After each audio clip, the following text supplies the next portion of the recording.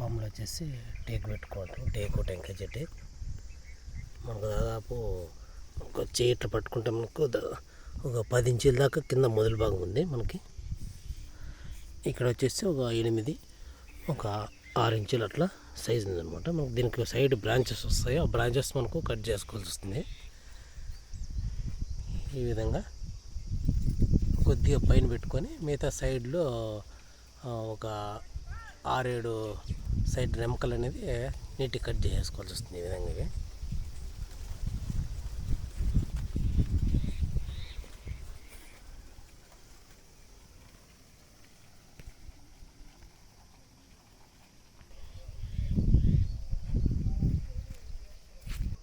దీనికి వచ్చేసి 4 ఉంటాయన్నమాట. ఈ 4 కట్ చేస్తాం, పై 2 కింద 2. ఎందుకంటే ఇది ఎక్కువ మనకి పైకి పోయే కొద్దిగా ఏవైతే బల్స్కుండా కట్ చేసుకోవాల్సి వస్తుంది నేతకొన్నప్పుడు. మనకి ఇవైతే ఇప్పుడు కరెక్ట్ స్టేజ్ అనమాట ఇప్పుడు కట్ చేసుకోవడానికి. అంటే ఈ విధంగా మనకు బ్రేక్ కాకుండా కట్ చేసుకుంటాం నాక్స ఫ్లేమ్తో అనమాట. ఈ విధంగా అంటే ఇది ఇంకా మామూలుగా ఇట్లా వదిలేస్తాం స్ట్రైట్గా.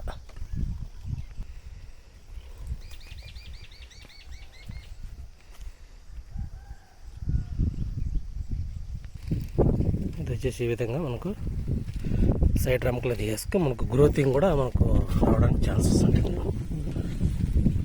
ఈ విధంగా కట్ చేసుకుంటాం.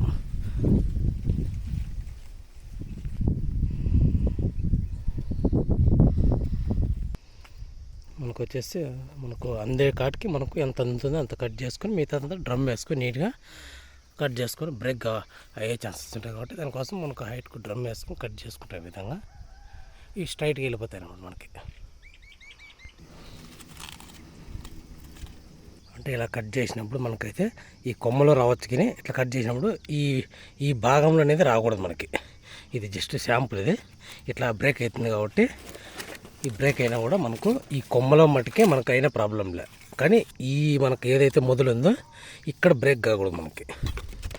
సో ఇట్లా కట్ చేసుకోవాల్సి వస్తుంది నీట్గా. ఈ విధంగా ఇట్లా కట్ చేసినప్పుడు మనకు ఈ భాగం మటుకు మనకు కరెక్ట్గా ఉండాలి.